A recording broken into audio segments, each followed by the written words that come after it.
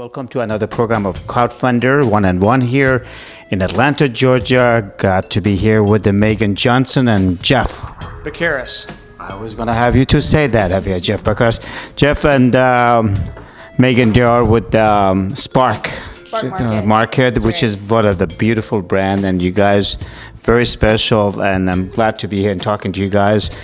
And tell us about SparkMarket. Yeah, so SparkMarket is a community finance platform that's designed around a unique rule that we have in Georgia that allows Georgia companies to raise money from non-accredited investors here in Georgia. And that the rule has been around since early 2012, and it's already in effect, so we're not waiting on the Jobs Act here.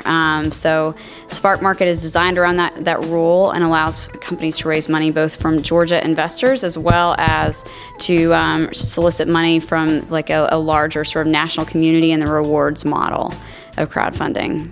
So, and this model has been working. You guys already have some product in the market, and tell us about that. How did that happen? How did you find your platform? How did you build it? How did you find your customer? How did you doing this? Yeah, absolutely. So certainly it was a little bit of trial and error. We started SparkMarket about a year and a half ago, and our motto right away was love Georgia, invest in Georgia. We believe in local. Love local, invest in local. Well, that's great, and we believe in the philosophy of crowdfunding and in interstate local crowdfunding, and we've believed in that since the get-go. Unfortunately, our executive team at the outset was two lawyers.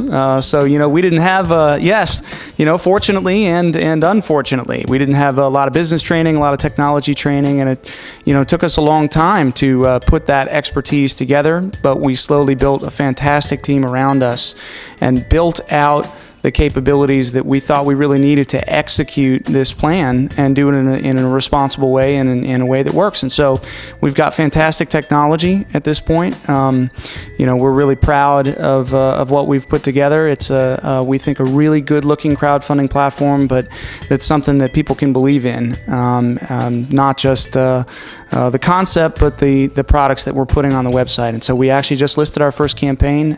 We went live early October, and I'm proud to say that the campaign closed ahead of schedule, a week ahead of schedule. They'd exceeded their funding goal by 30%. How much was that? Their minimum was $100,000, and they ended up closing their campaign just short of $130,000. So, yeah. What did they do with the money? Could you tell us, Megan, what did they do with the money? Are you handling that? But by the way, you guys are lawyers, but you guys have some financial background because that's required, I believe, in this sort of kind of a platform putting over there. So you guys had some financial background. Yeah, we did. Both Jeff and I worked in the financial industry as attorneys. So I worked for banks. Jeff worked in the securities market. And to answer your question, the company that we hosted is using the capital they raised to manufacture, to fulfill orders. They build guitars out of oil cans, and so they were using the money to fund their operations. They had previously raised a successful Kickstarter round earlier in the year, and so that was sort of the way they got their business off the ground. And now we're looking just to grow and expand their line.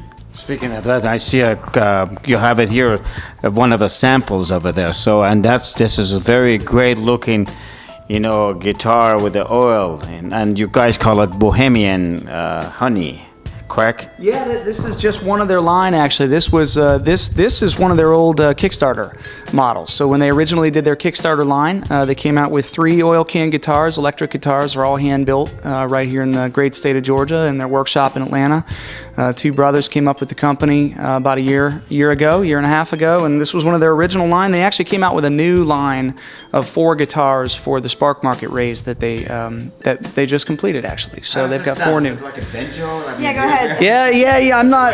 Unfortunately, not. I'm gonna sing. Oh man, you couldn't pry this away from me. I just love it. Yeah, unfortunately, I did not take the advanced oil can electric guitar class in law school. I wish I could say that I did. I might have gone a different career path, but they're beautiful instruments. Yeah, it's a fully electric guitar. that's we understand has gotten some wonderful product reviews. We do our diligence as well on all the companies that list on SparkMarket. They got a great write-up in TechCrunch, which supported the products that they put out on their Kickstarter raise, and they're going to keep it going forward. They custom build both electric guitars as well as basses. They'll do lefties, and they're moving into some pretty cool product areas outside of guitars as well. So. I mean, even I know you're.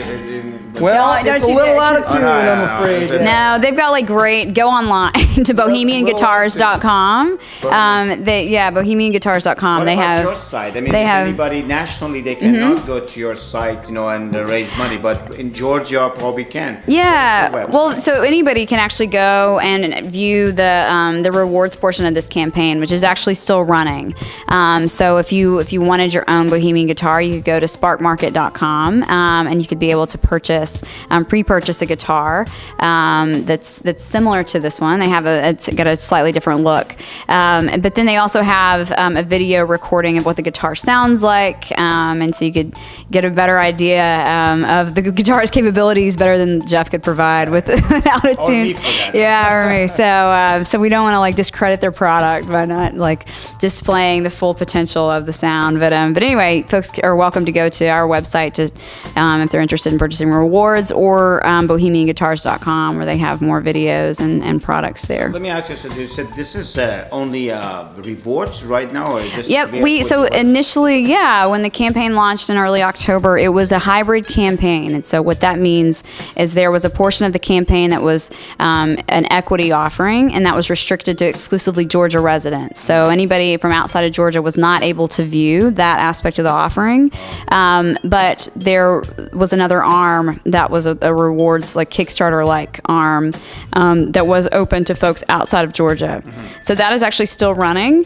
But the equity portion, they met the goal that they wanted to reach, and so they pulled that arm of their offering. Yeah. So I mean, the great thing, Megan, you guys doing actually, it's helping to, and we've been talking earlier with you guys, and that they're helping the community, building, so this is just kind of, you guys know these people, knows these musicians, so they are and that was the only way they can kind of get to the market, in your opinion. I mean, how did that help them? I mean, do you think that a lot of other people can be innovative and come up to these kind of ideas, platform like you guys, and can help them to take them to the next level? Yeah. On a crowdfunding, of course. Yeah, absolutely. I mean, I definitely believe that. I mean, what you're looking at with respect to this first example of a successful campaign that we listed on SparkMarket is folks who have an operating business. I mean, they have product validation from their Kickstarter raise. They were looking, I think, to raise $20,000. They raised around $50,000 on Kickstarter. They have an operating product. They were getting great reviews. They had orders they couldn't fill because they simply didn't have the manufacturing capacity. Which is why they needed to do an equities round. And they went for the traditional finance channels. I mean, they sought financing from the community banks, from the large banks. They sought it from angel investors. They even sought it from venture capitalists. Could not secure that financing. And when they decided, you know what, we're going to try something different. We're going to open this up to our community. And we're going to see if our community supports, our vision of what we think we can do with this company.